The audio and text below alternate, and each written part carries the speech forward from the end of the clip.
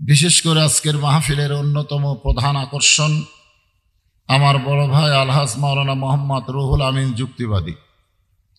আপনাদের নন্দীগ্রামে কৃতি নন্দীগ্রাম না নন্দীগ্রামে কৃতি সন্তান, কিন্তু গোটা বাংলাদেশ যদ্দূর পর্যন্ত আমি গেছি, আল্লাহ আমাকে নিয়ে গেছে, তদ্দূর পর্যন্ত আমি গিয়ে দেখি আমার ভাইয়ের নাম আছে। আল্লাহ পাক তাকে গোটা বিশ্বের বাংলা ভাষাভাষী যারা বাংলা ভাষাভাষী বিশ্বে আছে না নাই, সব দেশে আছে, সব দেশে আমার ভাইয়ের কণ্ঠস্বর অনেকে শোনে। আমি এবছর আমার জামাই বউ সবাইকে নিয়ে হজ করতে গেছিলাম। হজ করতে গিয়ে ওমরা করতে গিয়ে ওখানে কাকিয়ান একটা বাজার আছে, কাকিয়ান বাজার। ওই বাজারে আমি পান কিনতেছি, ওই পান কেনার সময় আমার ভাইয়ের ওয়াজ বাঁচতেছে সৌদি আরবে। তা আমারে কইল, হুজুর এই বক্তারে চেনেন? ও যে ওয়াজের মধ্যে বলল যে বজরুল রশিদ আমার ছোট ভাই, আমি ওর দাদা। আমি বললাম চিনি, আসলে আমার বড় ভাই। তার মানে কি বোঝা গেল, বাড়ি কোথায় আর গোটা বিশ্বে পদাচারণা তার। আল্লাহ পাক তাকে এত হেকমত দিছেন। আমি এক ওয়াজে বলেছি, যুক্তিবাদী যদি কোনো বক্তার পিছনে নাম থাকে তাহলে এ একটাই। বাংলাদেশে যত যুক্তিবাদী আছে ওগুলো গেলে খামাখা যুক্তিবাদী। আসলে যত ধরনের যুক্তি আমার এই ভাইয়ের ভিতরে আছে, মাশাআল্লাহ। আপনি যদি রাত 2টার সময় দেন, ফজর পর্যন্ত মানুষকে চেতন রাখার মতন যোগ্যতা আল্লাহ ওনাকে দান করেছে। আমার বড় ভাই আজকে এখানে আছে, এটা আমি আগে থেকেই জানতাম। তাই ফেসবুকে দেখলাম উনি অসুস্থ। উনি যদি এরকম সুস্থ থাকতো, এটা আমি জানতাম, তাহলে আজকে আমি এখানে আসতাম না, কারণ ওনাকে দিয়েই মাহফিল ভরপুর, আলহামদুলিল্লাহ। কিন্তু এখানে আসার পরে জানতে পারলাম উনি পুরাপুরি সুস্থ। উনিও সুস্থ না, উনি অসুস্থ, শ্বাসকষ্ট। তো যাই হোক, দীর্ঘ সময় আমার ভাই আপনাদের সামনে আলোচনা করেছেন। আমি প্রত্যেকটি কথা, আজকের আলোচনার প্রত্যেকটি কথা ঘরের ভিতর থেকে আমি শুনেছি, লাইভ দিয়েছিল তো, ওই লাইভ আমার কাছে দিয়ে আমি শুনলাম। মাশাআল্লাহ, এত সুন্দর এলেম জ্ঞান আল্লাহ তাকে দান করেছেন, যুক্তি দিয়েছেন, আপনাদেরকে প্রাণ ভরে আলোচনা শুনাইছেন। আমার ভাইয়ের জন্য খাস করে দোয়া করি, আরো কিছু দিন কোরআনের ময়দানে আল্লাহ তাকে সুস্থতার সাথে হায়াতুত তাইয়্যিবা দান করুক, সকলে বলে আমিন। আজকের এই মাহফিলের কারি মাওলানা মোহাম্মদ গোলাম রব্বানী, উনিও কিছু সময় আপনাদের সামনে আলোচনা করেছেন। এছাড়াও যে সমস্ত বক্তারা ওয়াজ করেছেন, সকলকেই অন্তরের অন্তঃস্থল থেকে আমি শুভেচ্ছা জ্ঞাপন করছি। এই মুহূর্তে আমার সামনে যারা বসে আছেন, অনেক আকাঙ্ক্ষা নিয়েই তো আপনারা বসে আছেন যে বজরুল রশিদের ওয়াজ সেই ছোট্টবেলা থেকে অনেকে শুনছে। অনেক ছোট ছোট মানুষ আছে যারা বলছে, হুজুর আমরা হওয়ার পর থেকে আপনার ওয়াজ শুনি। অনেক আকাঙ্ক্ষা নিয়ে আপনারা বসে আছেন যে আজকেও মোটামুটি একটা ওয়াজ শুনবো। কিন্তু আমি, এই যে আমার ভাই আমাকে গোপনে দেখলো, দেখার পরে সে আহ করে উঠলো। মানে আমি এত অসুস্থ যে ওয়াজ করার মতন কোনো ক্ষমতা আমার শরীরে নাই। রক্তের প্লাটেলেট কমে গিয়ে আমার গোটা শরীর ঘা হয়ে গেছে। এটা যারা বোঝে একটু, তারা বুঝবে যে মানুষের রক্তের প্লাটেলেট কমে গেলে তার আর কোনো শক্তি থাকে না, দৈহিক শক্তি তার কমে যায়। তারপরেও আপনারা যখন এখানে বসে আছেন, কিছু সময় আমি আপনাদের সামনে কথা বলবো। যে আয়াতে কারিমা তেলাওয়াত করেছি, সে আয়াতকে সামনে নিয়ে বেধি ব্যারাম এগুলো আল্লাহর তরফ থেকে হয় নাকি? কোন সুস্থতা আল্লাহর নিয়ামত, অসুস্থতাও আল্লাহর নিয়ামত। সুবহানাল্লাহ বলেন। কারণ অসুস্থ না হলে তো সুস্থতার গুরুত্ব মানুষ বুঝবে না। এই জন্য অসুস্থ হয়েছি বলি যে আমি আল্লাহর উপর রাগ করবো, বেজার হবো, তা কিন্তু না। এখানে যে আয়াতে কারিমা তেলাওয়াত করেছি, আয়াতের বাংলা অর্থ আগে আপনাদের বলবো। আল্লাহ বলতেছেন, ইন্নাল্লাযীনা ক্বালু, নিশ্চয় যারা বলবে, রব্বুনাল্লাহ, আল্লাহ আমার রব। রবকে আমরা যখন দুনিয়াতে আসি নাই, রুহের জগতে আল্লাহ কিন্তু আমাদেরকে একই প্রশ্ন করেছিল, মান রব্বুকা, তোমাদের রবকে, ঠিক না? আবার কবরে গেলে প্রথম প্রশ্নই হবে মান রব্বুকা, তোমার রবকে প্রশ্ন হবে না? তো রুহের জগতে বলা হয়েছে আলাস্তু বিরব্বিকুম, আমি কি তোমাদের রব নই? আমরা তখন বলেছিলাম কলু বালা, আপনি আমাদের রব। আবার কবরে গেলে একই প্রশ্ন করা হবে মান রব্বুকা, তোমার রবকে। না, তখন কিন্তু প্রশ্ন করলে উত্তর সবাই দিবার পারবে না। রুহের জগতে যারা দিছি আলহামদুলিল্লাহ, কিন্তু কবরের জগতে যারা দিবার পারবো তারাও আলহামদুলিল্লাহ, কিন্তু যারা দিবার পারবে না তাদের অবস্থাটা কি হবে? এই আয়াতে কারিমার উপরে কিছু আলোচনা শুনলেই আপনারা বুঝতে পারবেন কবরের মান রব্বুকা প্রশ্নের উত্তর দেওয়া খুবই সহজ হয়ে যাবে। আল্লাহ রাসূল বলেছেন প্রথম প্রশ্নের উত্তর কেউ যদি দিবার পারে, পরের দুইটা প্রশ্নের উত্তর আল্লাহ তার জন্য সহজ করে দিবে। তাহলে প্রথম প্রশ্ন কি হবে? মান রব্বুকা, তোমার রবকে। এখন রব মানে কি? না, রব মানে আল্লাহ, তাহলে আল্লাহ মানে কি? এখানে আল্লাহ রবের কথা কেন বললেন এখানে খুব খেয়াল করবেন। রব মানে শুধু আল্লাহ না। আমাদের বর্তমান প্রধানমন্ত্রী 564টা মসজিদ বানিয়ে দিয়েছে, ঠিক কিনা বলেন? আপনারা বলেন তো কেন মসজিদ বানাইছে? কিসের জন্য? দেখার জন্যে না নামাজের জন্যে? আমার পাঁচশির এলাকার কিছু লোক মাইক্রো ভাড়া নিয়ে 201 গম্বুজ মসজিদ দেখতে গেছিল। ওই টাঙ্গাইলের গোপালপুরে 201 গম্বুজ একটা মসজিদ আছে। ওটা দেখে আসে আমারে বলতেছে, হুজুর আপনি কি 201 গম্বুজ মসজিদ দেখছেন? আমি বললাম আমি তো ভালো মতো দেখিনি, তোদের খবর কি? দেখছি হুজুর, গম্বুজ গুনিছে হুজুর 201টা। আমি বললাম কোন সময় গুনছো? কয় জোহরের সময়। আমি বললাম নামাজ পড়ছ? তো কয় না। আপনারা অন্তর থেকে বলেন মসজিদকে দেখার জন্যই না নামাজের জন্য? বর্তমান প্রধানমন্ত্রী যে 564টা মসজিদ বানাছে আসলে নামাজের জন্য বানায়নি, দেখার জন্য বানাইছে। যখন কিসের জন্য? তোমরা গিয়া মসজিদ দেখো, আমি মডেল মসজিদ বানাচ্ছি। যদি নামাজের জন্য প্রধানমন্ত্রী মসজিদ বানাতো তাহলে নামাজের মুসল্লি কেমনে হবে? কোরআন দিয়ে সেই মুসল্লি বাড়ানোর আইন করতো। জোরে কোন কথা ঠিক কি না? তো মুসল্লি বাড়ানোর কোন আইন বাংলাদেশ আছে? যে আমার ভাই যে ওয়াজ করলেন যে কোরআন বিজয়ের আন্দোলন করা লাগবে, কোরআন বিজয়ের মধ্যে একটা আন্দোলন হলো কি?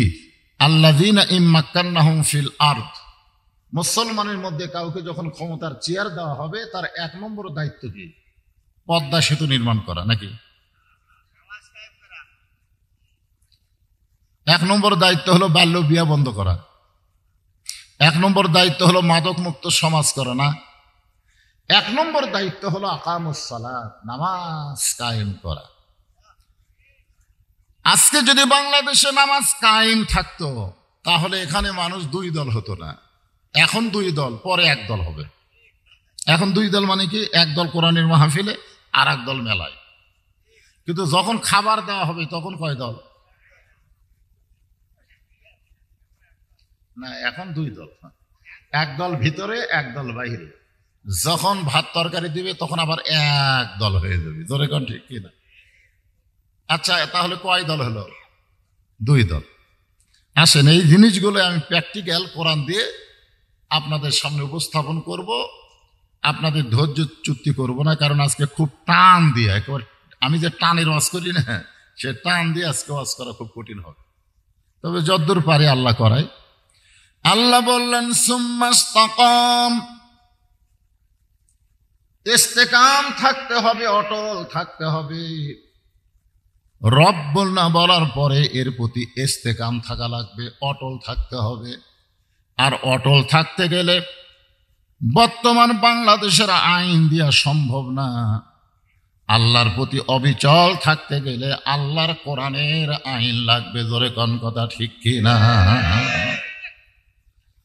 বর্তমানে আমাদের বাংলাদেশে যে আইন চলতেছে এটাকে আমি আইন মনে করি না। এটা কেমন আইন? আমার একটা দৃষ্টান্ত দিলে বুঝতে পারবেন। যে 6 বছর আমের চাষ করছে, জ্যৈষ্ঠ মাসে আম দেখতে গেছে পাকছে কিনা। যায় দেখে গাছের ডালে বসে এক ছোট বাচ্চা আম পাড়তিছে। বাগানের মালিক কয়, আমি খাইনি, বৌসল কেউ খাইনি, তুই আমার গাছে ছোট আম পাড়তেছিস, তোর বাপকে যা বিচার দে মোরে। ছেলে খালি মুচকি মুচকি হাসে।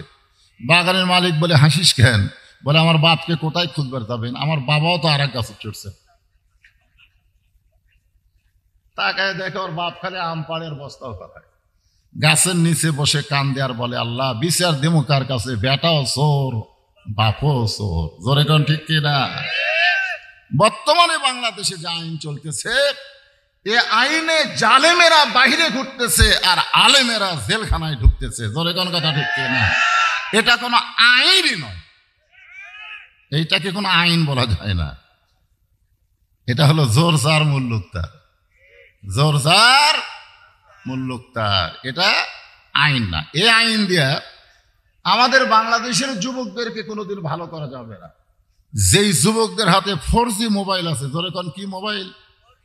4G মোবাইল আছে, তাদের মনে কি হবে? দরজা জানলা বন্ধ করে কম্বলের মধ্যে যদি অশ্লীল ভিডিও দেখি, তাহলে কেউ দেখতেছে না। তাদের মনে হবে তাই, কেউ দেখতেছে না, কারণ দরজা বন্ধ, জানলা বন্ধ, কম্বলের মধ্যে আমি খারাপ ছবি দেখতেছি, কে দেখতেছে? আর আল্লাহর আইন যখন চালু হবে, তখন তার ঈমান বলবে, কেউ না দেখলেও আল্লাহ দেখতেছে। জোরে বলেন, কে দেখতেছে? কেউ না লিখলেও দুই কাঁধের ফেরেশতা লিখতেছে। আজকে আপনারা বলেন তো, আল্লাহর আইন যদি বাংলাদেশে চালু থাকতো, তাহলে আমাদের যুবকগুলো কেমন হতো? এটা কি আমরা দেখবার পাইছি? দেখবার পাইছি? আচ্ছা, দেখার কি কোনো ইচ্ছা আছে? হ্যাঁ, তাহলে আমি আপনাদেরকে সেই ধারায় আলোচনা শোনানোর চেষ্টা করতেছি। একটু ধৈর্য ধরে। রাত 12টার পরে ওয়াজ শোনা কোরআন হাদিস যা সমর্থন করে না। কি জন্যে করে না? আপনারা মাইকিং করছেন, সিনজারি মাহফিল হবে 21শে ফেব্রুয়ারি, ঠিক কিনা বলেন? কিন্তু 12টার পরে কত ফেব্রুয়ারি? 22শে ফেব্রুয়ারি। এই দিক দিয়ে আপনারা ধরা খাচ্ছেন। 2 নম্বর ধরা খাওয়া হলো, আল্লাহ রাসূল বলেছেন, এশার নামাজের পরে তোমরা কোনো গাল গল্প করবো না, তোমরা ঘুমায় যাও।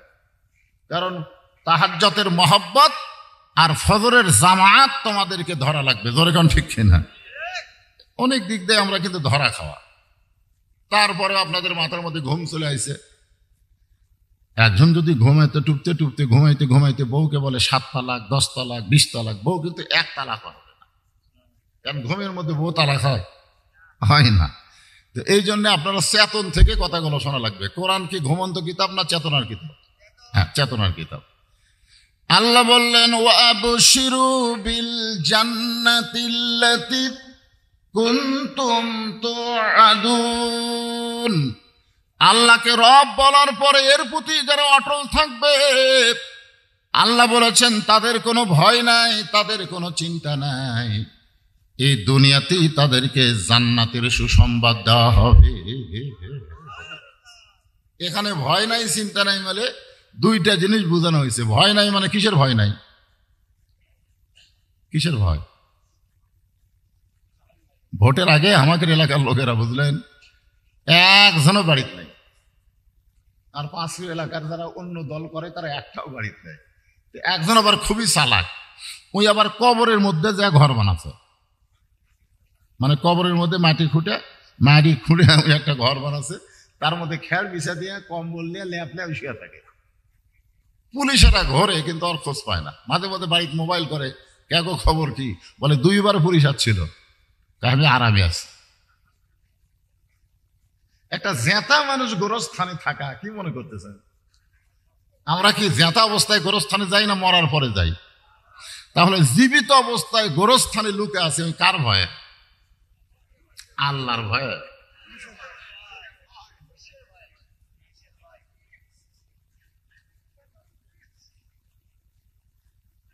কার ভয়ে? খুব চিন্তা করেন। আসলে এখানে যে আল্লাহর প্রতি অটল থাকবো, অবিচল থাকবো, এই থাকবার গেলে ভয় রাখতে হবে কার? কোরআনের অন্য জায়গায় আল্লাহ বলেছেন, ইয়া আইয়ুহাল্লাযীনা আমানুত্তাকুল্লাহা হাক্কা তুকাতিহি ওয়া লা তামুতুন্না ইল্লা ওয়া আনতুম মুসলিমুন। তো মনে করেন বুঝানোর জন্য বলতেছি, ওই তো নিরাপদে আছে, মাঝে মধ্যে বাড়িতে মোবাইল করে, বউ কয় যে পুলিশ আইছিল, কয় আলহামদুলিল্লাহ খোঁজ পাবি না, আমি এমন জায়গাতে আছি। মনে করেন বোঝানোর জন্য বলতেছি, হেকমত, এর নাম হলো হেকমত। আল্লাহ আজরাইলকে কইছে পুলিশের চেহারা নিয়ে তুই একটু ওর কাছে যা। তো পুলিশের পোশাক পরে ওর কাছে গিয়ে বলতেছি, কে রে ভাই, তুই কবর থেকে লাভ দিয়ে কে রে, এই গোপন জায়গা তো খবর কে দিল? এই জায়গায় তো কোনো পুলিশ খবর হওয়ার কথা না। ভাই রে আমি পুলিশ না, আমি আজরাইল। তখন মাথায় হাত দেখায়, হাই রে এমন বাংলাদেশ রে, যেই দেশে পুলিশ ধরার ভয়ে আজরাইল ধরবে আমার মনেই নেই। আজকে বাংলাদেশে মানুষ আজরাইল ধরার চিন্তা করে না, পুলিশ ধরার চিন্তা করে। জোরে কোন কথা ঠিক না? আর যতক্ষণ আজরাইল ধরার চিন্তা না করে পুলিশ ধরার টেনশন করবে, ওই মানুষ কোনোদিন রবকে স্বীকার করে তার প্রতি ইস্তেকাম থাকতে পারবে। এখন আপনারা মনে মনে চিন্তা করেন, কার ভয়? আমাদের মতন মৌলানাকেও নেতারা ভয় দেখায়, হুজুর এমন ওয়াজ করবেন কারণ টেজর থেকে গাড়ি তুটবার পারেন, পুলিশ যেন হ্যান্ডকাপ না লাগায়। এখন মৌলানা ভয়ে দোয়া করতেছে, রব্বানা আতিনা ফিদ দুনিয়া হাসিনা ওয়া ফিল আখিরাতি হাসিনা। হাসানার জাকাত হাসিনা মেরে দিছে। আজকে এখানে যারা বসে আছেন অসুস্থ মানুষ, আর হয়তো জীবন আপনাদের সিনজানি মাঝে আসতে পারবে কিনা তার কোনো গ্যারান্টি নেই। আমি যেখানেই যাচ্ছি সেখানে জনগণ থেকে বিদায় নিচ্ছি যে আসলেই শারীরিক সমস্যা, অসুস্থতার কারণে হয়তো পুনরায় আর ওয়াজের জগতে ফিরে আসা সম্ভব। তো বহুবার আপনাদের এখানে আইছি, বহুবার আসেনি। এই সিনজানে আমি কতবার আইছি আমারই হয়ে হিসাব নেই। তো আমি আলপনার দরবারে যখন যাওয়া আসা করতাম তখন থেকে শুরু করছি। তখন তো যুবক ছিলাম, সেই মোষ আর কাঁচা দাড়ি, এই রে মোশান আমার ছিল ভাই। আজকে মাঝে মধ্যে আব্দুল আলিমের ওই গানটা আমার খুব মনে পড়ে। মিশে মায়াই বন্দি থাইকা করলাম কত খেলা, পশ্চিমে তাকিয়া দেখো তোমার ডুইবা গেছে বেলা। এক পলকের নাই ভরসা, এক পলকের নাই ভরসা, মিশে সকল আশা, কখন বুঝি দারুর ঝড়ে ভাঙবে তোমার বাসা। আমরা যখন ঘাড় কাত করে এরকম 3 তলা 4 তলা দেখাই, ওই যে দেখো আমার বাড়ি 5 তলা, তখন ডান কান্দের ফেরেশতা চেকা খায়। ডান কান্দের ফেরেশতা কি খায়? ইঙ্গে করে আপনি দেখেন, এই ফেরেশতা চেকা খায়, চেকা খায় আল্লাহ খায় আল্লাহ। ওই যে 7 তলা বাড়ি দেখাচ্ছে, ইয়ার কি কবরের কথা মনে হয় না? আচ্ছা কবর দেখতে কি এইরকম করে দেখা লাগে না এইরকম করে দেখা লাগে? আপনারা সত্যি করে অন্তর থেকে বলেন, 4 তলা 5 তলা আমাদের আসল বাড়ি? এগুলা কি ধোঁকা? ইয়া আইয়ুহাল ইনসান, আল্লাহ কোরআনে বলেছেন, ইয়া আইয়ুহাল ইনসান মা গররাকা বিরাব্বিকাল কারীম। কিসের ধোঁকায় পড়ে, কিসের মায়ে পড়ে তোমাদের আপন আল্লাহকে তোমরা ভুলে গেলে? আপন আল্লাহকে যদি আমরা গ্রহণ করতে চাই তাহলে আল্লাহর কোরআনের বিকল্প কোনো রাস্তা? সবাই বলেন, বিকল্প কোনো রাস্তা? আমার বড় ভাই রুহুল আমিন যুক্তিবাদী এই কোরআন বিজয়ের কথা বললেন। কোরআন বিজয় করতে গেলে আমাদের করণীয় কি, এইটা আমরা হযরত উমরের কাছে গিয়ে শিখতে পারবো। যে মানুষটা পৃথিবীর সবচাইতে খারাপ মানুষ ছিল, নাঙ্গা তরবারি নিয়ে হযরত আল্লাহর নবীকে হত্যা করতে গেছিল, তোর এখন ঠিক কি না? সেই মানুষটা এত ভালো মানুষ, ওর পিছনে একটাই কারণ, কোন জাদু মন্ত্র দিয়া তাকে ভালো করা যায় নাই। তাকে ভালো করতে গেলে যে জিনিসটা লাগছে তার নাম কি? এই জন্য আল্লাহ কোরআনে নাজিল করলেন, অনুনাজ্জিলু মিনাল কুরআনি মা হুয়া শিফাউ ওয়া রাহমাতুল লিল মুমিনিন। আমি যে আয়াতে কারিমা তেলাওয়াত করলাম, এর বাংলা অর্থ কি? এর একটা বাংলা অর্থ নাই। এই বাংলা অর্থটা আমরা স্লোগানে দেব, স্লোগান। আমি যেই বলবো সব সমস্যার সমাধান, আপনার বলবেন দিতে পারে আল কোরআন। সবাই বলবেন, কিন্তু কোরআনের সুপারিশ কি আমাদের দরকার আছে না নাই? সব সমস্যার সমাধান আল কোরআনের আলো। আমরা অ্যাঙ্গেলে ডোজ দেব, অ্যাঙ্গেলে দিলে ওরাও কিছু মনে করবে না, আল্লাহ বেজার হবে না। আপনার যদি বললেন ঘরে ঘরে জ্বালো, আল্লাহ বেজার হবে। যদি বলেন সংসদে জ্বালো, তাহলে বর্তমান সরকার বেজার হবে। তাহলে আল্লাহকেও বেজার করবো না, সরকারকেও বেজার করবো না, মাঝখানে একটা অ্যাঙ্গেল ডোজ আছে। এই অ্যাঙ্গেল ডোজ হলো সব জায়গায় জ্বালো। সব জায়গার মধ্যে সংসদ আছে না নাই, ঘর আছে না নাই, তাহলে আমরা কোনটা মানবো? ও দো ইলা সাবিল রব্বিকা বিল হিকমা, অ্যাঙ্গেলে মার হবে। ধরে কোন কি মার? আমার ওয়াজে কোনো ডাইরেক্ট মান নেই, সব অ্যাঙ্গেলে মার। তাহলে সবাই একটু গলা খাঁকারে দেন। কি বলবেন? সব জায়গায়, সব জায়গার মধ্যে সংসদ আছে। আল কোরআনের আলো, কোরআন হাদিস যেখানে, দুনিয়ার মুসলমান লিল্লাহি তাকবীর। আলহামদুলিল্লাহ।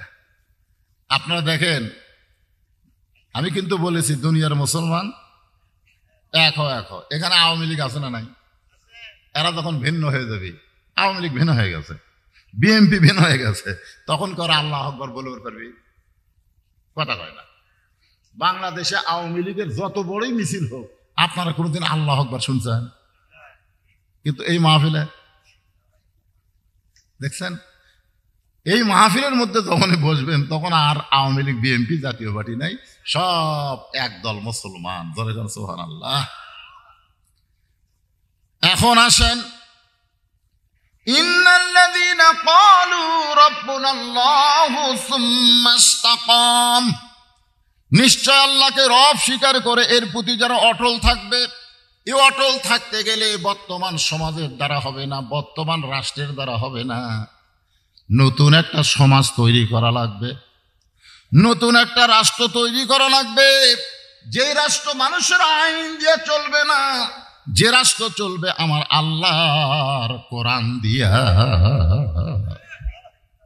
আল্লাহর কোরআন দিয়ে যদি বাংলাদেশ চলে, তাহলে আমাদের বাংলাদেশের চিত্র কেমন হবে, চরিত্র এবং চিত্র কেমন হবে, আমরা কোনোদিন দেখতে পাবো কিনা? পাবো? 50 বছর কোরআনের হক তাফসির করে আল্লামা সাইদি হুজুরি দেখতে পারলো না। জোরে কোন কথা ঠিক কিনা? ওনার মতন এত সুন্দর ওয়াজ, এত সুন্দর তাফসির কিয়ামত পর্যন্ত বাংলার জমিনে হবে কিনা সন্দেহ আছে। জোরে কোন কথা ঠিক কিনা? অথচ উনি দেখতে পেলেন না। আর আমাদের মতন ফেস্টারা কিন্তু রাসূল বলেছেন, মান সাআলাল্লাহু তাআলা, আল্লাহ রাসূল, বুখারী শরীফের হাদিস, মান সাআলাল্লাহু তাআলা আশ-শাহাদাতা বিসিদকিন বাল্লাগাহুল্লাহু মানাজিলাশ শুহাদাই ওয়া ইম্মা তাআলা ফিরাশিহি। হাদিসের বাংলা অর্থ হলো, আল্লাহর কোরআনের বিজয়ের আন্দোলন করবে, আল্লাহ রাস্তায় শাহাদতের তামান্না নিয়ে, দরকার হলে শহীদ হব, কিন্তু আল্লাহর কোরআনের বিজয় করে দিব, বিজয় করেই ছাড়বো, এই নিয়তে যারা কাজ করবে। ওই মাতা আলা ফিরাশিহি, যদিও সে নিজের বিছনায় মৃত্যুবরণ করে, বাল্লাগাহুল্লাহু মানাজিলাশ শুহাদা, হাসরের ময়দানে আল্লাহ তাআলা শহীদদের কাতারে দাঁড় করায়া দিবে। তাহলে আমরা হয়তো বাংলাদেশে কোরআনের বিজয় দেখতে পেলাম না, কিন্তু কোরআন বিজয়ের আন্দোলন করে যদি মারা যায়, তাহলে আল্লাহ আমাদেরকে শহীদদের কাতারে দাঁড় করায় দিবে। সেই হিসাবে কোরআন বিজয়ের আন্দোলন আমাদের করার দরকার আছে না নাই? আজকে কোরআনের আন্দোলন না থাকার কারণে শিক্ষানীতির মধ্যে নাস্তিকদের নীতি ঢুকে গেছে। জোরে কোন কথা ঠিক কিনা? এমনকি আলিয়া মাদ্রাসার মধ্যেও এই শয়তানেরা আজে বাজে শিক্ষা ঢুকাই দিচ্ছে। আলিয়ার হুজুরা কিছু বলতে পারতেছে না, যে বললে যদি চাকরি যায়, বললে যদি ব্রাকের একজন বলা মাত্র চাকরি শেষ। এখন চিন্তা করতেছে রিজেক্ট দেওয়ার মালিক কে, আল্লাহ না চাকরি? এই যে ভাই আমার কি মনে করতে, চাকরি মনে করতেছে। অথচ আল্লাহ কোরআনে বলেছেন ওমা মিন দাব্বাতিন ফিল আরদি ইল্লা আলাল্লাহি রিজকুহা, পৃথিবীতে এমন কোন বিচরণশীল প্রাণী নাই যার রিজিকের ব্যবস্থা আল্লাহ করেনি। জোরে কোন সুবহানাল্লাহ। আপনাদের মনে নাই? আমার মনে আছে। আলপনা দরবারে আসতাম, কোন হুজুর টিফলে আসলেই রওশন আলম হায়দারি হুজুরের কাছে যেত, যা বলতে হুজুর আমাকে দাওয়াত দেওয়া লাগবে। হুজুর তো খুব রাগী লোক আছিল। হুজুর যেই বলতো ফাঁকা নাই, ওরা কান্দা হুজুরের হাত ধরতো। হুজুর দেখেন, হুজুর তারওয়ের লোক, আতালের লোক, এরা সব বলতো হুজুর দাওয়াত নেওয়াই লাগবে। তো যখন হুজুর দাওয়াত নিত না, তখন আমি যে হাত ধরতাম, যে ভাই রে, এ ভাই আমার দাওয়াত দাও, আমি ওয়াজ করে পারি। তখন ওরা আমার হাতের মধ্যে যে একটা ঝ্যাংটা মারতো, বুঝলেন? এই মিয়া, আমরা দিব হায়দার হুজুর দাওয়াত, তুমি মিয়া হাত ধরো। আমি ঘরের মধ্যে যে কান্দি, আল্লাহ কি বিপদ রে, ওয়াজ তো আমিও জানি, হাতকে দাওয়াত দেয় না। আপনি জানেন একদিন এই গোটাল নন্দীগ্রাম সাইকেল নিয়ে রে, সাইকেল নিয়ে ওয়াজ করছি। ওয়াজ করে কেউ ভাত দিছে, কেউ দেয়নি। 100 টাকা উপর দিয়ে ভিতরে 20 টাকা দিয়ে আমার পকেট ভরে দিছে। ভাই এই দিন আমার কাছে, আমি একটাই নিয়ত করে ওয়াজ করেছি, আল্লাহ আমি দুনিয়ার কোনো কিছু করব না, যা কামাই করব তোমার রাস্তায় ব্যয় করব, তোমার রাস্তায়। তুমি আমাকে ওয়াজের লাইনে কবুল করে নাও আল্লাহ। আল্লাহ আমাকে কবুল করে নিছে। গোটা বগুড়া জেলা তন্ন তন্ন করে খুঁজলে আমার কোনো বাসা বাড়ি পাবেন না।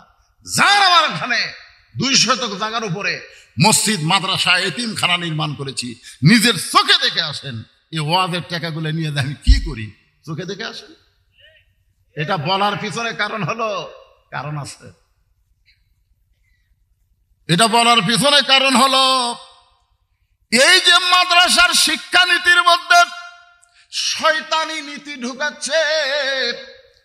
চাকরির দিকে না তাকায়া আল্লাহর রিজিকের দিকে তাকায় যদি তারা আন্দোলন করে, ওই নাস্তিকেরা কিন্তু পরাজিত হতে বাধ্য।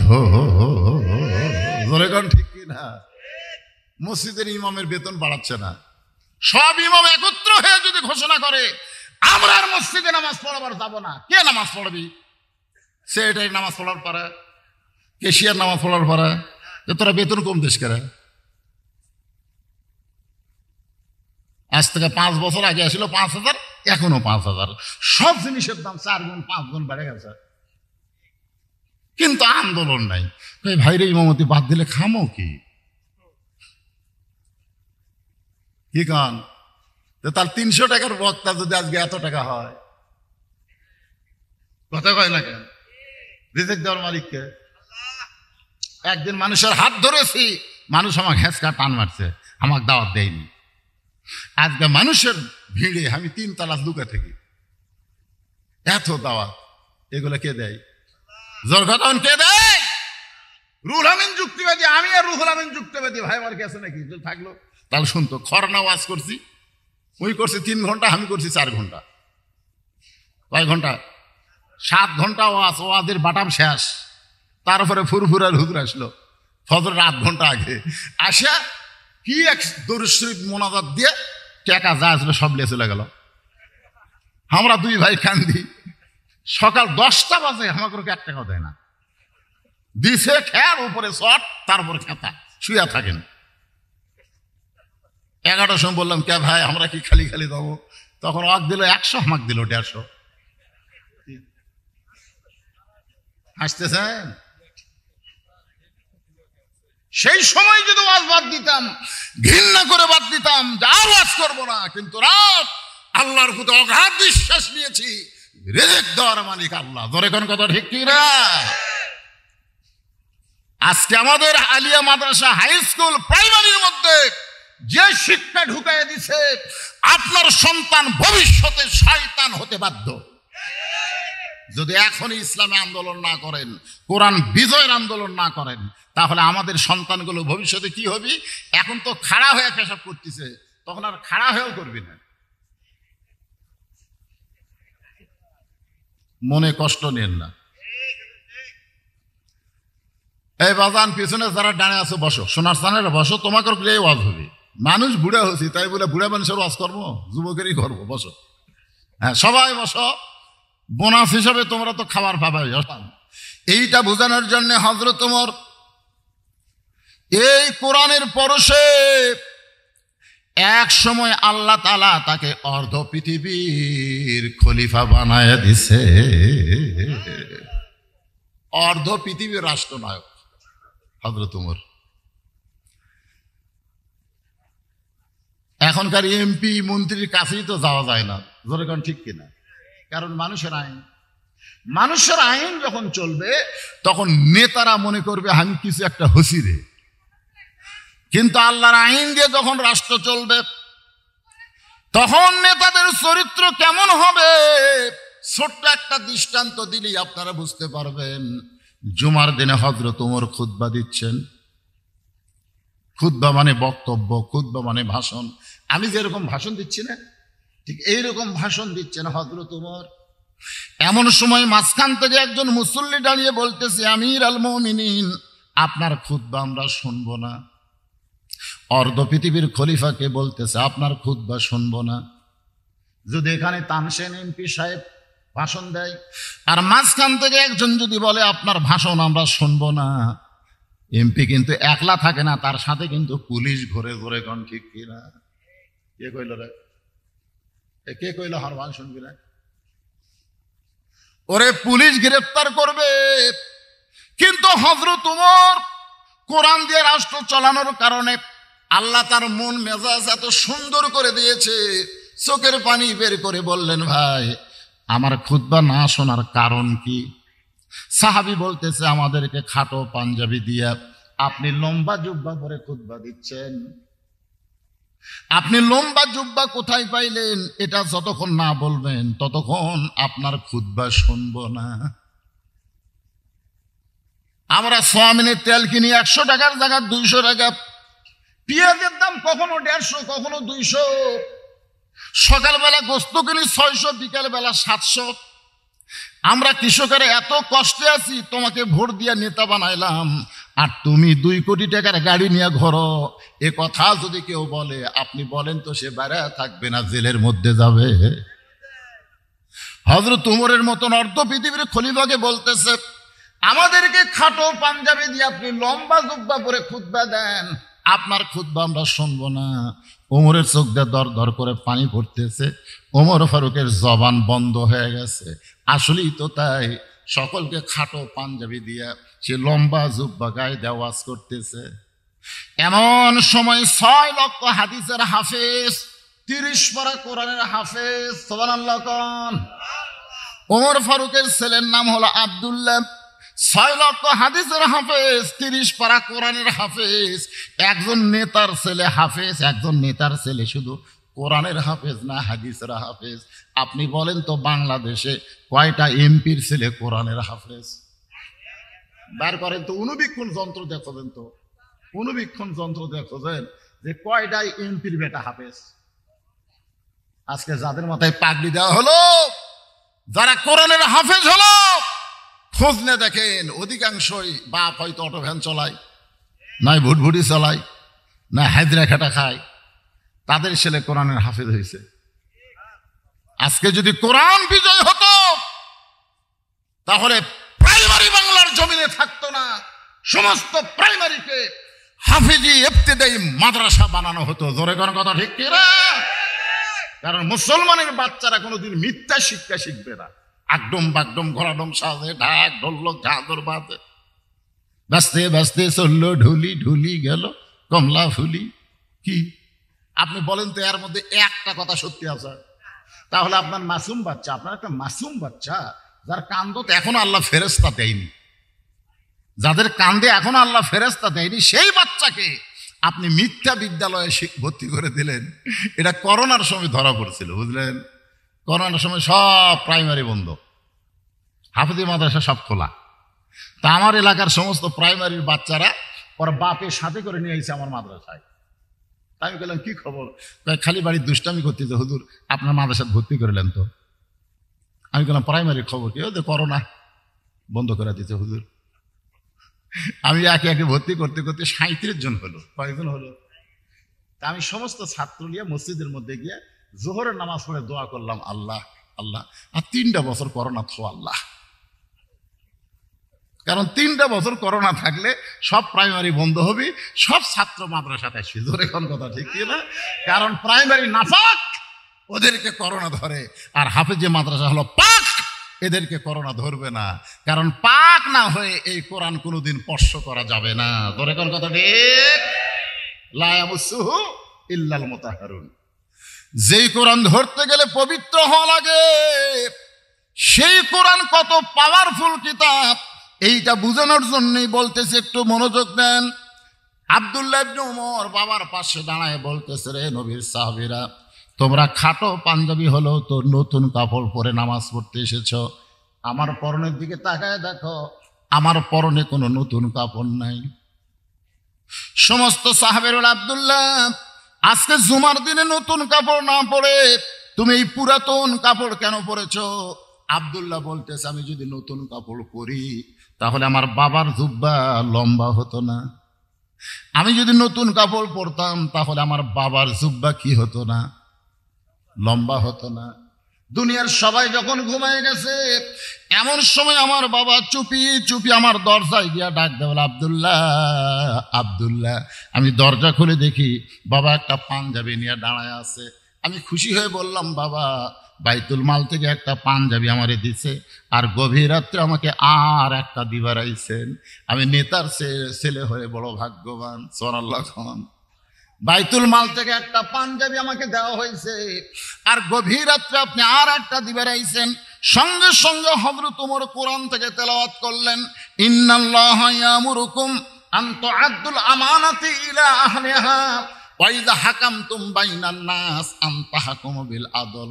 আব্দুল্লাহ রে, এই যে পাঞ্জাবি তোর দেখাইতেছে বাবা, এইটা আমার ভাগে পড়েছে। এত খাটো পাঞ্জাবি পরে আমি আগামীকাল খুতবা কেমনে দিব? তোর পাঞ্জাবিটা আমাকে দান করে দে, তোরটা আমারটা মিলে আমি একটা লম্বা জুব্বা বানাবার চাই। আব্দুল্লাহ বলে, আমার পাঞ্জাবির অংশটুকু আমার বাবাকে দান করে দিলাম। আমার বাবা সারা রাত ধরে তার কাপড় আমার কাপড় একত্র করে লম্বা জুব্বা বানায় খুতবা দেয়। এখন বলো খুতবা শোনা যায় কিনা যায়? সমস্ত সাহাবেরা চিল্লায় বলে, আল্লাহর কোরআন দিয়া যখন দেশ চলবে তখন এমন ভালো নেতা মুসলমান দেখতে পাবে। এখন যারা নেতা হয়ে ভোট চায়, কি কেমন নেতা দেখেন আপনারা? ভালো নেতা দেখতে গেলে মানুষের তৈরি আইন দেওয়া হবে না, আল্লাহর কোরআন লাগবে। জোরে কোন ঠিক কিনা?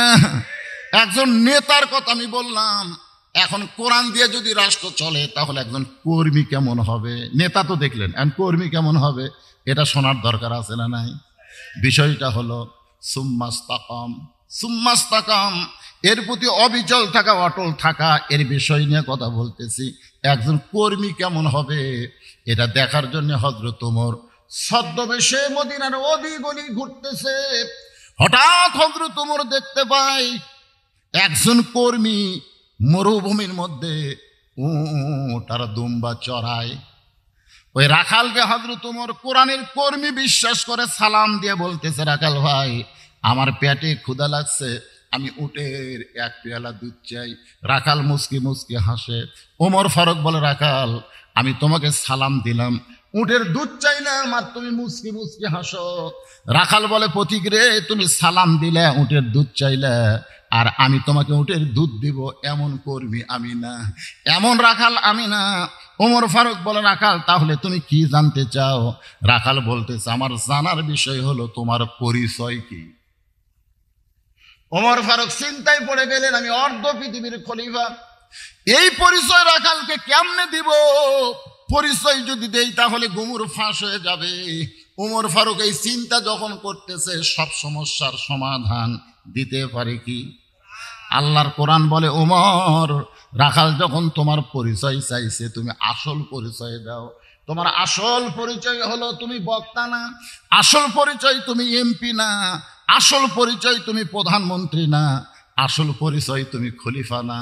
আসল পরিচয় হলো মিল্লাতা আবিকুম ইব্রাহিম ওয়া সাম্মাকুমুল মুসলিমিন। আমরা যারা এখানে বসে আছি, আমাদের আসল পরিচয় কি? আরো জোরে কর না কেন? আচ্ছা, আমরা যে মুসলমান, এই ব্যাপারে সন্দেহ আছে? তাহলে জবান করে গভীর রাতে তাহাজ্জুদের সময় বলেন, আমাদের আসল পরিচয় কি? আরো জোরে, জোরসে বলুন। ওমর ফারুক বলে, রাখাল আমার পরিচয় যখন জানতে চাও, আমি হলাম একজন মুসলমান। রাখাল মুচকি মুচকি হাসে। ওমর ফারুক বলে, হাসার কারণ কি? রাখাল বলতেছে, আসল না নকল? আচ্ছা, মুসলমান তো মুসলমানই, ঠিক না? তাহলে আসল নকল মানে কি? মনে করেন যারা মাগরিব এশার নামাজ পড়েননি, এখানে বসে আছেন না, আপনাদের মধ্যে মনে হয় কেউ নাই। যদি কেউ থাকে মাগরিবও পড়েনি, এশাও পড়েনি, ওই মাশাআল্লাহ ফজরও পড়বি না। আচ্ছা, যে ব্যক্তি নামাজ না পড়ে মুসলমান দাবি করে, ওই কি আসলেই মুসলমান? আল্লাহ রাসূল বলেছেন, বাইনাল আবদি ওয়াল কুফরি তরকুস সালাত। বান্দা আর কাফেরের মধ্যে পৃথক করার জিনিসটার নামই হলো নামাজ। যে ব্যক্তি নামাজ পড়ে সে আল্লাহর বান্দা, যে নামাজ পড়ে না সে হলো কাফের। মন খারাপ করলেন আপনারা? না সালাজান কি পড়ছেন তো নামাজ ইনশাল্লাহ? হ্যাঁ, তারা সেই জন্য তো আপনি বলতেছেন সালাজান, কিন্তু তারা পড়েনি, এরা কথা বলতেছে না। একটা স্লোগান হয়ে যাক গভীর রাত্রে, এই পুচকা, এই উড়িস কি? মাদেশের ছাত্র তো মনে হয়, মাদেশের ছাত্রগুলো অস্থির বেশি হয়, অস্থির। আমার মাদ্রাসা আছে তো, এরা দেখবেন যখন কোন সে পড়বার বসে 1 ঘন্টার মধ্যে 2 বার পেশাব করে, মানে পড়া চুরি করার জন্য। আসে বেড়ে গদাই মেরে আবার। আমার এক মামা বলতেছিল যে সোলপোল যদি রষ্ট করবার চাও তাহলে হাফিজি মাদ্রাসা দাও। আমার মামা আসলে নাস্তিক, বুঝলেন?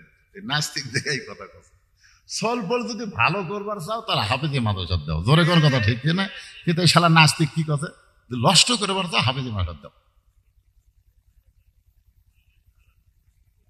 আমার মামা একদিন আমাকে যুক্তি দিচ্ছে, মামা কিভাবে সোলপোল হাফিজি মাদ্রাসা নষ্ট হলো?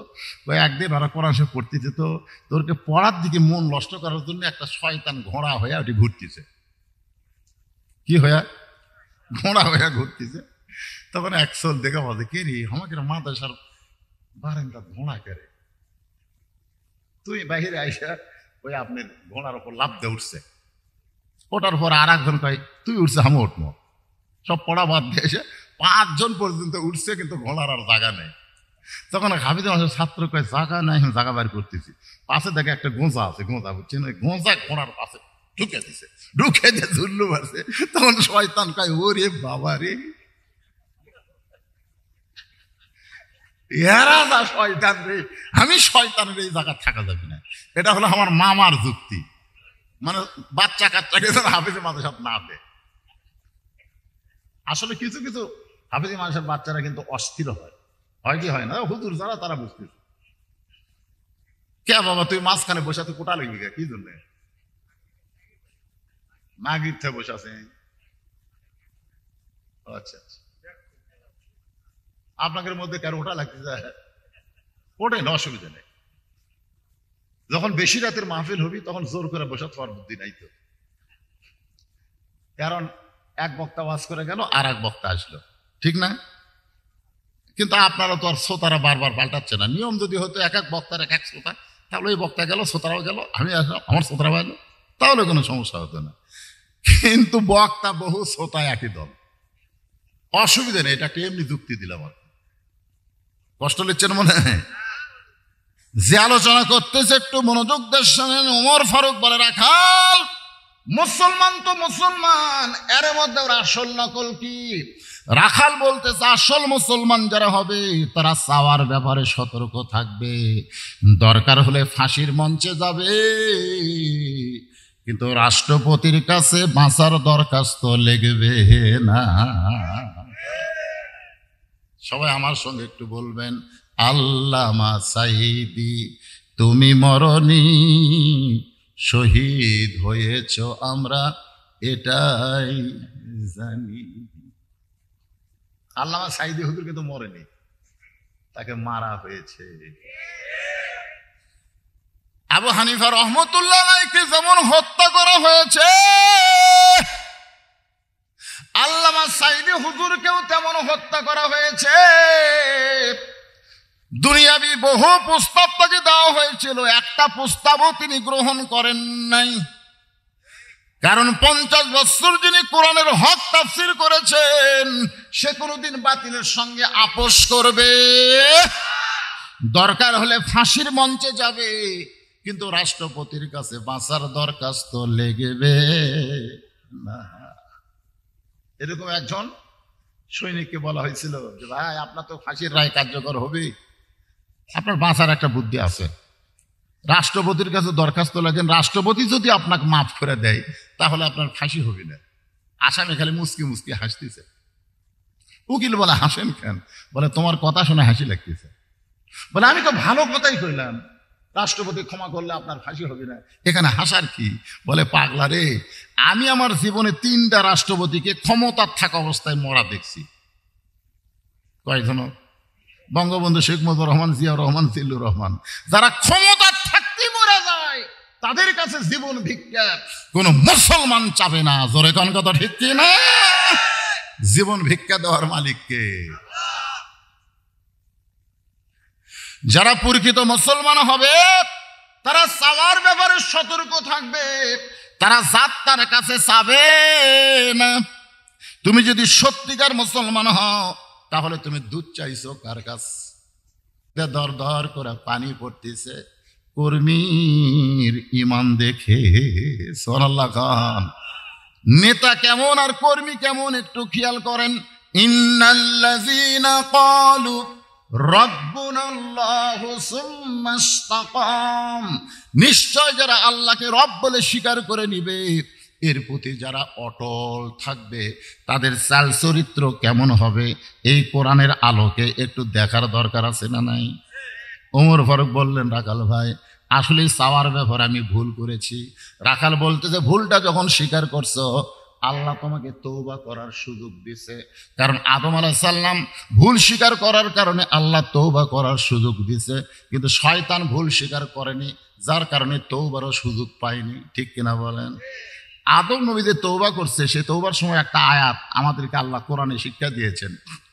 যারা মাগরিব এশার নামাজ পড়েনি তারা সবাই আমার সঙ্গে পড়েন, আর যারা পড়েছেন তারাও পড়েন। রব্বানা পড়েন, রব্বানা যালামনা আনফুসানা ওয়া ইল্লাম তাগফির লানা ওয়া তারহামনা লানাকুনান্না মিনাল খাসিরিন। ওমর ফারুক বলে, রাখাল ভাই আমি তওবা করতেছি। রাখাল বলে, তুমি মূর্খ মানুষ, তুমি তওবা কেমনে করবা? ওমর ফারুক বলে, রাখাল আমি মূর্খ তোমার কে কইল? রাখাল বলে, চাওয়ার ব্যাপারে যে সতর্ক হয় না, সে যতই ডক্টর কামাল হোক, তারপরেও 18 সালে যখন নির্বাচন হলো, ডক্টর কামালের অধীনে একদল শাহজালাল মাজারে গেছিল, ডক্টর কামালের অধীনে একদল মাজারে যায় বলতেছে, বাবা আমরা ভোটার দাঁড়াচ্ছি, বাবা আমরা ভোটার দাঁড়াচ্ছি। দুই কান্দের ফেরেশতা কয়, আল্লাহ এই শয়তানেরা কার কাছে হাত পাচ্ছে? আসলে হাত পাতা লাগবে কার কাছে? ইয়াকা নাবুদু, আমরা ইবাদত করি, কার আর সাহায্য চাই কার কাছে? রাখাল বলে, আমি তওবা করাই, তুমি আমার সঙ্গে তওবা পড়ো। এবার রাখাল হযরত ওমরকে তওবা পড়াচ্ছে। যারা তওবা পড়া ভালোবাসি তারা সকলে আমার সঙ্গে পড়েন, আস্তাগফিরুল্লাহ রব্বি মিন কুল্লি জামবি ওয়া তুবু ইলাইহি। ওমর ফারুক তওবা করার পরে বলতেছে, ও রাখাল ভাই, আল্লাহর হস্তে উটের এক পেয়ালা দুধ দাও। রাখাল মুচকি মুচকি হাসে। ওমর ফারুক বলে, আবার হাসার কারণ কি? আমি তো আল্লাহর হস্তে উটের এক পেয়ালা দুধ চাইলাম। রাখাল বলে, হাসার কারণ হলো লিমা তাকুলু মালা তাফআলু। আল্লাহু আকবার। তোমার মুখের সাথে দেখে না, মুখের সাথে মনের মিল নেই। তুমি সত্যি করে বলো তো, আমি উটের মালিক? আমি যদি উটের মালিক হইতাম তাহলে তুমি আমাকে রাখাল কইলা কেন? আর আমাকে যখন রাখাল কইছো তখন তোমার মন বলতেছে আমি উটের মালিক না। আর মালিক বাদ্দা রাখালের কাছে কেউ যদি আল্লাহর হস্তেও চায়, রাখাল দিবার পারবে না। মনে করে আমি অনেক অজে বলছি, মনে করে আমি হলাম রাখাল। আমার জীবনে এই ঘটনা ঘটছে দেখেই তো আমি বলি। টেস্ট থেকে কেমন নামছি, ইতিমধ্যে এক লোক দৌড়ে এসে হাতে একটা চকচকে কসকসা লোট 100 টাকা দিয়ে দেয়, হুজুর দোয়া করে। টাকা পকেটের থেকে বললাম, ভাই কি ধোয়া? আর বইয়ের পেটে সন্তান আইসে, আল্লাহ যেন একটা পুত্র দেয়।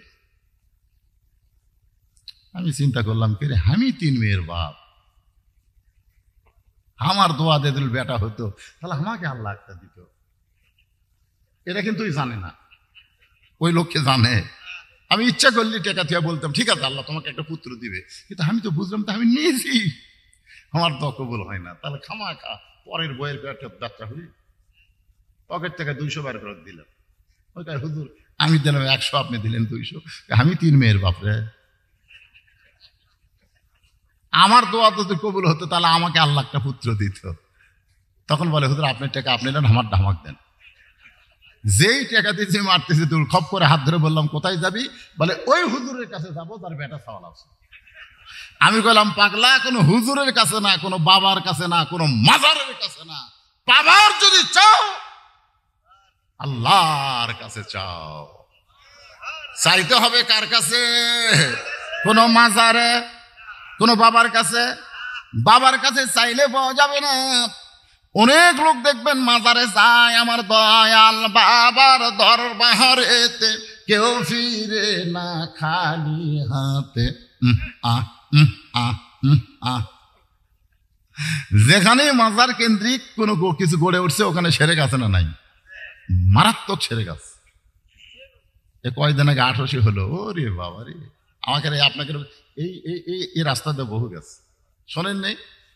এই বাসের উপরে মাইক দেখালি, আমার দয়াল বাবার দরবারেতে কেউ ফিরে না খালি হাতে, গান বাজতেছে, ওরা ভিতর থেকে 2 কান্দের 2 ফেরেশতা বিরক্ত হয়ে গেছে। আল্লাহ উয়া করে, আমরা লেখবো কি? আল্লাহ কয়, কি লিখবো আমি তো বুঝতে পারতেছি না। কয় কি এই শালারা, কয় কি রে? এরকম আছে না নাই? যেরকম আছে না নাই? রাখাল বলে, পথিক, সত্যি যদি উটের এক পেয়ালা দুধ চাও তাহলে এখান থেকে মালিকের বাড়ি যাও। মালিকের বাড়ি হলো 10 মাইল দূরে। ওই মালিকের বাড়ির দরজাত গিয়ে বলো, মালিক, তোমার রাখাল উট আর দুম্বা চড়াই, তুমি মালিক যদি হুকুম দাও তাহলে রাখাল আল্লাহর হস্তে উটের এক পেয়ালা দুধ দিবে। ওমর ফারুক টেকনিক করে কোরআনের কর্মীকে যাচাই করার জন্য, জোরে কোন সুবহানাল্লাহ, এর নাম হলো হিকমত। টেকনিক করে বলতে যে, ভাইজান, অত দূর মালিকের বাড়ি যাওয়ার দরকার আমার নাই, বরং তোমাকে 2টা টাকা দিলাম, এই 2টা টাকার বিনিময়ে তুমি ওটের এক পেয়ালা দুধ দাও। তোমার মালিকও জানতে পারবে না, উমরের গুপ্ত বাহিনীও জানতে পারবে না। রাখাল বলে, পথিক রে, তুমি কি হযরত উমরকে চিনো? ধরে কোন সুবহানাল্লাহ। রাখাল হযরত উমরকে লক্ষ্য করে বলতেছে, তুমি কি হযরত উমরকে চিনো? যে উমরের গুপ্ত বাহিনী কোনো ঘুষ খায় না। সুবহানাল্লাহ খান। আমাদের বাংলাদেশের গুপ্ত বাহিনী আছে না নাই? ঘুষ খায়। রাতের বেলা যখন গাড়ি চালায় তখন দেখা যায়, হায় হায়, পুলিশের পোশাক পরে গেলে সমানে ট্রাক থামায়। আমি এক ট্রাক চালক বললাম, কে ভাই এত ট্রাক থামায় কি জন্য? হুজুর, এই শালারা বড় ডাকাত হুজুর, পুলিশের পোশাক পরে কি কাম করতেছে? আপনাকে এই রাস্তার মধ্যেও আছে, তাই বলে সব পুলিশ খারাপ না, ভালো পুলিশও আছে। ধরে কোন আছে না নাই? রাখাল বলে পথিক, তুমি কি হযরত উমরকে চিনো? উমরের গুপ্ত বাহিনী যদি দূর থেকে দেখবার পায় তুমি আমারে 2 টাকা ঘুষ দিছো, আমার মালিক যদি জানতে পায় তুমি আমারে 2 টাকা ঘুষ দিছো, তাহলে আমাকেও এবং তোমাকেও জেলের মধ্যে তুলবে। ওমর ফারুক বলে, রাখাল ভাই আসলেই তো তাই, আমি খেয়াল করিনি। চলো পাহাড়ের গুহার মধ্যে যাই, গুহার মধ্যে গিয়ে তোমাকে গোপনে 2 টাকা দিব, তুমি গোপনে ওটের 1 পেলা দুধ দিবে। ওমরের গুপ্ত বাহিনীও দেখতে পাবে না, তোমার মালিকও জানতে পারবে না। রাখাল চিল্লায় বলে, তুমি ভণ্ড, তুমি ভণ্ড, তুমি ভণ্ড। ওমর ফারুক বলে, রাখাল ভাই আমার মধ্যে ভণ্ডামির কি দেখলা? রাখাল বলে, পথিক রে, যখন ওমরের গুপ্ত বাহিনী দেখতে পায় না, আমার মালিক জানতে পারে না, তখন রাখালের আল্লাহ দেখতে পায়। শুধু আল্লাহ দেখতে পায় এই বিশ্বাস যদি আমাদের কলিজায় থাকতো, একলাই 10টা সিল মারবার পারতাম। তাহলে টানতিছে।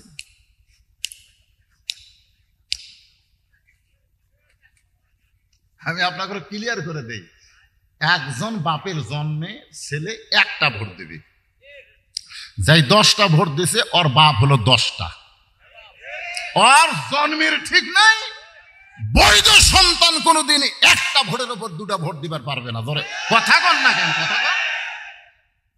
কেউ না দেখলেও কে দেখতেছে? এই বিশ্বাস আছে? রাখাল যেই বলতেছে পথিক তুমি ভণ্ড, তুমি ভণ্ড, কেউ না দেখলো আল্লাহ দেখতেছে, সঙ্গে সঙ্গে ওমর ফারুক মারছে দৌড়। 1 দৌড়ে পাহাড়ের পাদদেশে গিয়া 2 রাকাত নামাজ পড়ে আল্লাহর কাছে বলতেছে, আল্লাহ তোমার কোরআন বিজয় হয়ে গেছে, তোমার কোরআন এত সুন্দর, তোমার কোরআন যখন দুনিয়াতে চালু হয়ে যাবে তখন কেউ না দেখলেও আল্লাহ দেখতেছে। এ বিশ্বাস মুসলমানের কলিজায় থাকবে। শুধু একটা বিশ্বাস যদি আমাদের কলিজার মধ্যে থাকে, কেউ না দেখলেও আল্লাহ দেখতেছে। তুমি দরজা জানলা বন্ধ করে অশ্লীল ভিডিও দেখতে পারবা না, কারণ দেখবার গেলেই তোমার ঈমান বলবে।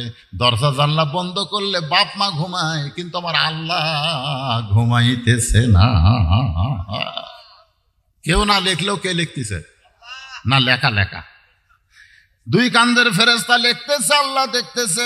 ওমর ফারুক কান্দের বলে, আল্লাহ তোমার কোরআন বিজয় হয়ে গেছে, তোমার কোরআন এত সুন্দর, আমি কোরআন পড়ে কোরআনের সৌন্দর্য বুঝতে পারি নাই, কিন্তু আজকে রাখালের ভিতরে তোমার গোটা কোরআন আমি ওমর দেখতে পাই।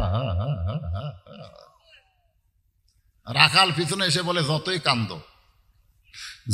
কান্দো উটের দুধ দেওয়া গেল না। ওমর ফারুক বলে, রাখাল ভাই উটের দুধের কোনো দরকার আমার নাই, বরং তোমার কাছে জানতে চাই তুমি না দেখা আল্লাহকে কলিজার মধ্যে জায়গা দিয়ে, যুবকরা এই মনোযোগ দিয়ে শোনো, তুমি না দেখা আল্লাহকে কলিজার মধ্যে জায়গা দিয়া তুমি আল্লাহর কোরআন অনুযায়ী চলতেছো, এর বিনিময়ে তোমার চাহিদা কি? চাহিদা আছে না নাই? আচ্ছা, চোর ডাকাত ঘুম পাড়ে আর কোরআনের আন্দোলনের কর্মী আলুল বাগুলের মধ্যে কন্ত বাংলাদেশে পুলিশ কাক খোঁজে? চোর ডাকাত খোঁজা। জয়পুরহাট থেকে আমার একজন হুজুর কেমন আছেন? আমি আলহামদুলিল্লাহ। তুমি কেমন? নাউজুবিল্লাহ। তো নাউজুবিল্লাহ কেন বলে? হুজুর আমরা আজান দিচ্ছি, মুয়াজ্জিন তো আকামত দিচ্ছি, ইমাম নাই। আজান দাও, আকামত ইমাম নাই কেন? বলে ইমামকে পুলিশ খুঁজতি তো হুজুর। আমি বললাম তোমাকে গ্রামের সবচাইতে খারাপ লোক ইমাম সাহেব। কি যে কোন হুজুর, আমাকে 7 পাড়ার মধ্যে ইমামের চাইতে ভালো কোনো মানুষ নাই, তো সেই ভালো মানুষকে পুলিশ খোঁজে গায়। তখন মুয়াজ্জিন বলতেছে, আমি তো জানি না হুজুর। জানিস না? তুই আজান দেশ, তুই আকামত দিলে ইমাম সামনে যায়, আর সেই ইমামকে পুলিশ খোঁজে তুই জানিস না? তদন্ত কর। 2 দিন পরে বলতেছে, হুজুর ইমামের মারাত্মক দোষ আছে। কি মারাত্মক দোষ? বলে ইমাম খালি মসজিদ আল্লাহর ঘর বিশ্বাস করে না। ইমাম শুধু মসজিদ আল্লাহর ঘর বিশ্বাস করে না, গোটা বাংলাদেশ আল্লাহর, এই বিশ্বাস ইমাম করে। শুধু মসজিদ ভালো করলে হবে না, গোটা বাংলাদেশ ভালো করতে গেলে কোরআনের দল করা লাগবে। ইমাম গোপনে গোপনে কোরআন বিজয়ের আন্দোলন করে, এই খবর কে যেন থানার দিছে, তখন থেকে পুলিশ ইমামকে খুঁজতেছে। বাংলাদেশের চোর ডাকাতকে পুলিশ খোঁজে না, কোরআনের আন্দোলন যারা করে তাদেরকেই খোঁজে। জোরে কোন কথা ঠিক? এরপরেও তুমি কোরআনের দল করো, তোমার চাহিদা কি? তোমার একটা ভালো বাড়ি নাই, ভালো ঘর নাই, খাওয়া দাওয়া ভালো নাই, উট দুম্বা চড়া খাও রোদের মধ্যে, এরপরেও তুমি কোরআনের আন্দোলন করো, কোরআন মোতাবেক চলো, তোমার চাহিদা কি? রাখাল চোখের পানি বের করে বলে, পথিক আমার চাহিদা যখন শুনতে চাও তাহলে শোনো। আমার চাহিদা হলো, সকলে পড়েন, রব্বানা আতিনা ফিদ দুনিয়া হাসানাতাও ওয়া ফিল আখিরাতি হাসানা ওয়া কিনা আযাবান নার। ওমর ফারুক মুস্কি মুস্কি হাসে। রাখাল বলে, মুস্কি হাসার কারণ কি? ওমর ফারুক বলে, আমি মূর্খ, আমি মূর্খ রে, তোর চাহিদার কথা শুনবার চাইলাম আর তুই কোরআনের আয়াত শুনালি। রাখাল বলে, তুমি আসলেই মূর্খ। এই আয়াতের মধ্যে আমার চাহিদা দুটো আছে, দুই চাহিদা। এক নম্বর চাহিদা হলো দুনিয়ার সৌন্দর্য, আমার দুনিয়ার চাহিদা হলো মহামানব হযরত উমরকে আমি এক নজর দেখতে চাই, যে উমর আল্লাহর কোরআন দিয়ে রাষ্ট্র চালানোর কারণে আমার মতন রাখাল না দেখা আল্লাহকে কলিজার মধ্যে জায়গা দিবার পারছি, সেই হযরত উমরকে শুধু আমি এক নজর, কয় নজর? এক নজর দেখতে চাই। আমার দুই নম্বর চাহিদা হলো, আমি রাখাল যখন মরে যাব, অধম রাখালকে আল্লাহ যেন জান্নাত দেয়। তাহলে কয়টা চাহিদা? দুনিয়ার চাহিদা কি? এই মহামানব হযরত উমরকে এক নজর, মানে ভালো নেতা। দুনিয়ার চাহিদা হলো ভালো নেতা। ধরে কোন কি নেতা? সামনে উপজেলা নির্বাচন আসতেছে, কোন নেতা?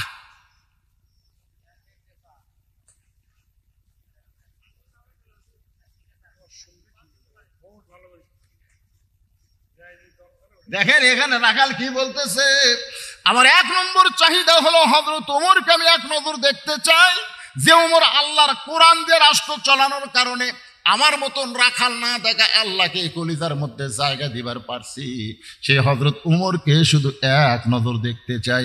আমার দুই নম্বর চাহিদা হলো, আমি যখন মরে যাব, মরার পরে আল্লাহ যেন অধম রাখালকে জান্নাত দেয়। সঙ্গে সঙ্গে উমর ফারুক আমার হাতের দিকে তাকান, এরকম কপ করে হাত ধরে 3 বার চুমা খাচ্ছে। রাখাল কয়, পাগল নাকি?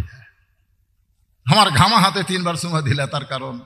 উমর ফারুক বলে, রাখাল ভাই, তোমার 2 নম্বর চাহিদা আল্লাহ পুরা করছে।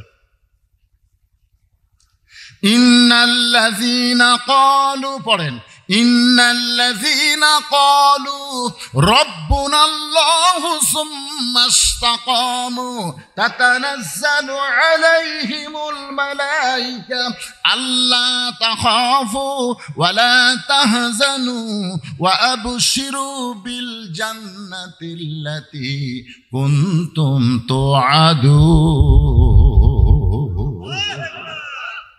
তোমার 2 নম্বর চাহিদা আল্লাহ পুরা করছে।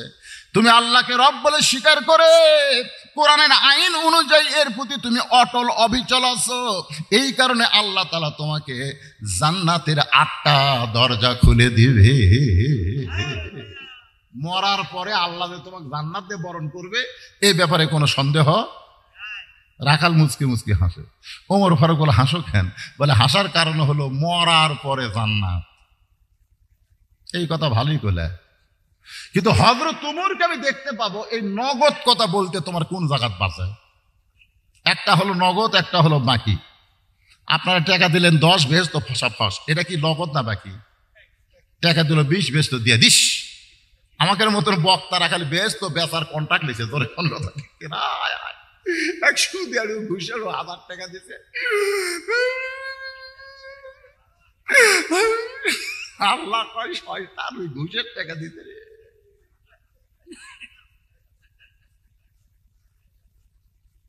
খালি নগদ যদি জান্নাত দেওয়া লাগতো, বাকি তো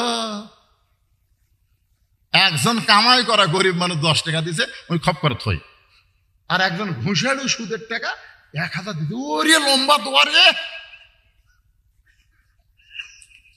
আসলে আমরা অনেক বক্তারা আদায়কারী যারা, এরা জান্নাতের কন্ট্রাক্ট লিছি, জোরে কন্ট্রাক্ট কিভাবে করে, টাকা দিল 20, ব্যস্ত দিয়ে দিস, টাকা দিল 10, ব্যস্ত ফসা ফস। হায় হায়, কিভাবে ব্যস্ত দিয়ে দিচ্ছে। রাখাল বলে পথিক, মরে গেলে জান্নাত পাবো, এই কথা তুমি সহজে বলতেছো, কিন্তু হযরত উমরকে এক নজর দেখতে পাবো, এই কথা বলতে তোমার কোন জাগাত বাজে? উমর ফারুক চিন্তায় পড়ে গেলেন, যে রাখাল আমাকে তওবা পড়াছে, যেই রাখাল আমাকে মুনাফিক কইছে, যেই রাখাল আমাকে ভণ্ড কইছে, এখন যদি বলি আমি উমর, বলাও সারা, রাখাল হার্ট ফেল করে মরাও সারা। রাখাল হও তোমারও কয় কাম করছে খেয়াল করেন আপনারা। 1 নম্বর কি পড়াছে? তওবা পড়াছে। 2 নম্বর মুনাফিক কইছে। 3 নম্বর ভণ্ড কইছে। এখন যদি বলে আমি উমর, শোনাও সারা, রাখাল হার্ট ফেল করে মরাও সারা, উমর ফারুক কি করবেন? এমন সময় সব সমস্যার সমাধান, উদউ ইলা সাবিলি রাব্বিকা বিল হিকমাহ। উমর, ডাইরেক্ট তুমি উমর যদি বলবার না পারো, তাহলে হেকমতের সাথে বলো। হেকমত। আমি কালিহাতি ওয়াজ করতে বলছে, এই মেয়েরা জোরে কথা বলবা না, মানে মেয়েরা এত কাছে বলছে, তাহলে হইচই করতেছে, তারপরে রাগ করে, এই মেয়েরা জোরে কথা বলবা না, জোরে কথা বললে তোমাদের কথা পরপুরুষ শুনলে পর্দার খেলাপ হয়। আমি কি ভুল বলছি? ইতিমধ্যে আমার কাছে ছিলি পাচ্ছে, হুজুর মেয়েরা জোরে কথা বললে যদি পর পুরুষের পর্দার খেলাফ হয়, তাহলে প্রধানমন্ত্রী যখন জাতির উদ্দেশ্যে ভাষণ দেয়, এটা শোনা কি? আমি যখন ওই ফতুয়া যদি প্রধানমন্ত্রীর জন্য লাগাই, মনে করেন একই ফতুয়া প্রধানমন্ত্রীর জন্যই বললাম, তাহলে আমাকে যৌবনে ব্রিজ পার হওয়া দেবে। আমি চিন্তা করলাম, এই জায়গাতে আমার ডাইরেক্ট ফতুয়া দেওয়া যাবে না, হেকমত মারা লাগবে। জোরে কোন কথা ঠিক কিনা? আমি কিন্তু হেকমতে মার দিছি, ওই জায়গাতে হেকমতে মার দিছি, আল্লাহ কাছে।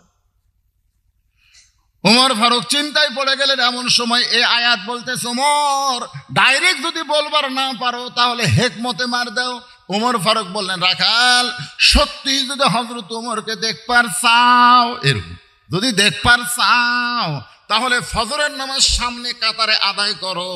ফজর যদি সামনে কাতারে আদায় করো, মেহরাবের দিকে লক্ষ্য করে দেখবা, যে মানুষটা ইমামতি করতেছে ওই মানুষটি হলেন হযরত উমর। এখানে ভালো নেতার একটা গুণের কথা পাওয়া গেল। ভালো নেতার একটা গুণ হলো, সে শুধু নামাজ পড়বে না, নামাজ পড়ানোর যোগ্যতা রাখবে। সুবহানাল্লাহ। সামনে নির্বাচনে যারা ভোট নিবার আসবে, এদের মধ্যে আপনি খেয়াল করে দেখবেন তো কোন নেতা নামাজ পড়ে না, নামাজ পড়ানোর মতন যোগ্যতা রাখে। আর কথা কয় না, আর কথা কয় না। একটা ভালো মানুষ হাসরের ময়দানে জান্নাতে যাচ্ছে পারে, ইতিমধ্যে সিমেন্টের বস্তা, রডের রড, তারপরে ওই যে আপনি ইট আর পাশে পাশে আসতেছে। আল্লাহ কে রে এগুলো কি? আমি জীবনে মেম্বার ছিল, আমার কান্দত কে সিমেন্টের বস্তা। তুই যাক ভোট দিস, এই শালা মেরা খাতা, তুই যাক চেয়ারম্যান বানাচ্ছ, মেম্বার বানাচ্ছ, ওই মারা খাতে রে, ওই মারা খাওয়ার একটা অংশ তোর আমল নামার মধ্যে ঢুকছে। আপনি মনে করতেছেন যাকে ইচ্ছা তাকে দিবে, আমার ভোট আমি দিব, যাকে খুশি তাকে দিব না, আমার ভোট আমি দিব দেখে শুনে ভালো মানুষকে দিব। কোন মার্কাকে আমরা ভোট দেব না, আমরা ভোট দেব মানুষকে। ধরে কোন কথা ঠিক কথা কান। কিসের মার্কা? মার্কা আছে কোন সে মার্কা? না না, কারণ ভালো মানুষ। আমি যেই বলবো মার্কা আছে, সবাই বলেন আছে। মার্কা আছে কোন সে মার্কা? আরো জোরে জোরসে বলুন।